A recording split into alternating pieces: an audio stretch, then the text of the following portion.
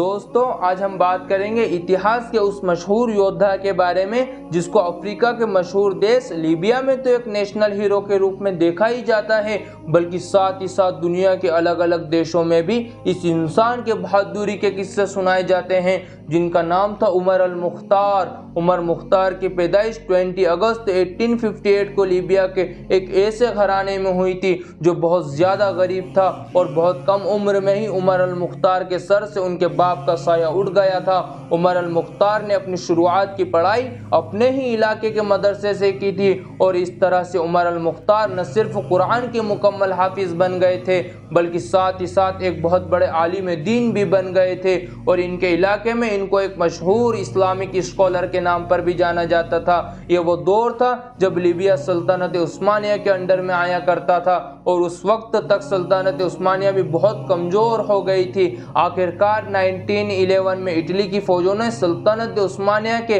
اس علاقے یعنی لیبیا پر حملہ کر دیا تاکہ وہ عثمانیوں سے یہ علاقہ چھین کر اس کو اپنے انڈر میں لے سکے۔ سلطنت عثمانیہ کو اٹلی کی فوج سے سامنا کرنا ناممکن تھا، کیونکہ لیبیا میں سلطنت عثمانیہ بہت کمزور تھی، اور پاس میں موجود پڑوسی دیش یعنی مصر پر برٹین نے پہلے سے ہی قبضہ کر رکھا تھا۔ ظاہر ہے مصر کے ذریعے سے لیبیا کا جو راستہ سلطنت عثمانیہ کی راجدھانی استنبول تک پہنچتا تھا وہ بھی بند ہو چکا تھا، اس لیے اب اٹلی کی سمندری فوج کے کمانڈر نے یہ اعلان کیا کہ ترکی کی فوج اور لیبیا کے عام لوگ فوراً ہتھیار ڈال دے، ورنہ ان کے مشہور شہر جو سمندری علاقے پر موجود ہیں ان پر بمباری کی جائے گی۔ ترکی کی فوج اور لیبیا کے عام لوگوں نے ہتھیار ڈالنے سے منع کر دیا، جس کی وجہ سے اب اٹلی کی فوج بھی لگاتار 3 دنوں تک ان شہروں پر بمباری کرتی رہی۔ آخرکار عثمانی فوج کو پیچھے ہٹنا پڑا، اور اس طرح اٹلی کی فوج نے لیبیا پر قبضہ کر لیا، لیکن لیبیا کے عام لوگ اٹلی کے قبضے کو کسی بھی طرح برداشت کرنے کو تیار نہیں تھے،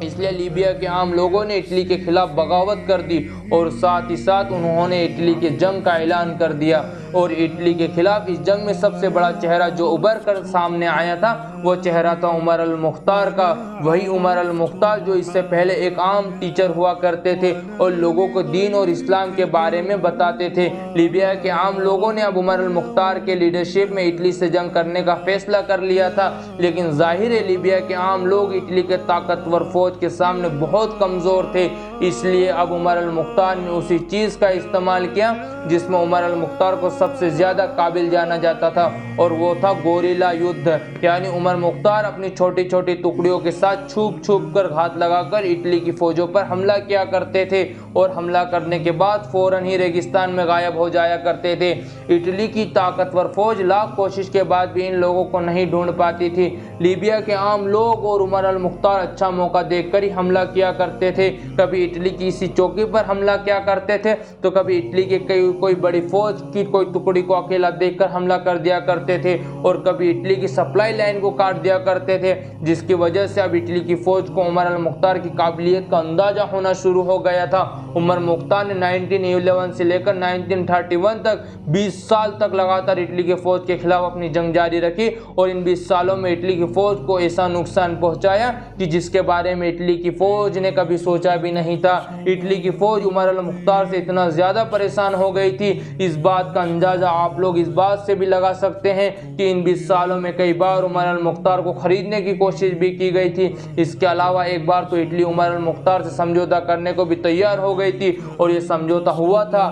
پر بدقسمتی سے یہ سمجھوتہ زیادہ لمبے سمے تک نہیں ٹک پایا تھا۔ عمر مختار بہادر ہونے کے ساتھ ساتھ بہت زیادہ ہوشیار بھی تھے، اور ان کی طاقت کا یہ نتیجہ تھا کہ اٹلی کی فوج نے عمر المختار کو اپنا سب سے بڑا دشمن بھی سمجھنا شروع کر دیا تھا، اور اٹلی کے بہت سارے بڑے بڑے کمانڈر نے عمر المختار کو ریگستان کا شیر کہنا شروع کر دیا تھا۔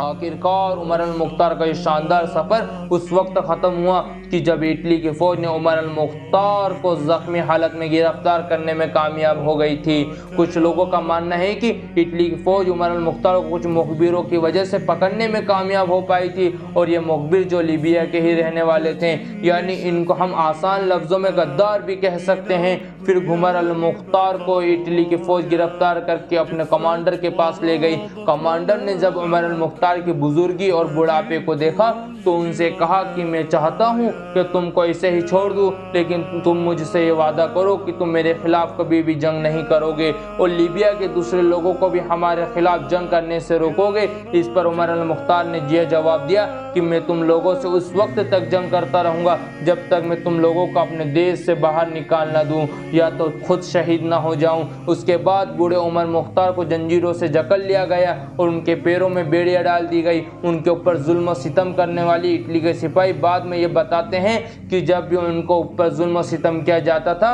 और उनकी ज़बान खुलवाने की कोशिश की जाती थी, वो उस वक्त उनकी आंखों में आंखें डालकर कुरान करीम की तिलावत करने लग जाते थे। आखिर जब इटली की फौज उनका मुंह खुलवाने में कामयाब न हो सकी तो उनके ऊपर एक ऐसी अदालत में मुकदमा चलाया गया जो अदालत इटली में ही कायम की थी और इस अदालत ने उमर अल मुख्तार को फांसी की सज़ा सुनाई और आखिरकार 16 सितंबर 1931 को 73 साल की उम्र में लोगों के सामने उमर अल मुख्तार को फांसी पर चढ़ा दिया गया, क्योंकि अदालत की तरफ से ये ऑर्डर दिया गया था कि उमर अल मुख्तार को सब लोगों के सामने फांसी दी जाए ताकि कोई भी इंसान या कोई भी उनका चाहने वाला इटली के खिलाफ जंग करने से बाज आ जाए। आज के दौर में उमर अल मुख्तार को कैसे याद किया जाता है? लीबिया के कुछ नोटों पर आज भी उमर अल मुख्तार की तस्वीर लगी है और जाहिर सी बात है कि उमर अल मुख्तार लीबिया के एक नेशनल हीरो हैं और हॉलीवुड फिल्म इंडस्ट्री ने भी उमर अल मुख्तार की कहानी पर एक मूवी बनाई है जिसका नाम है लायन ऑफ द डिजर्ट यानी रेगिस्तान का शेर।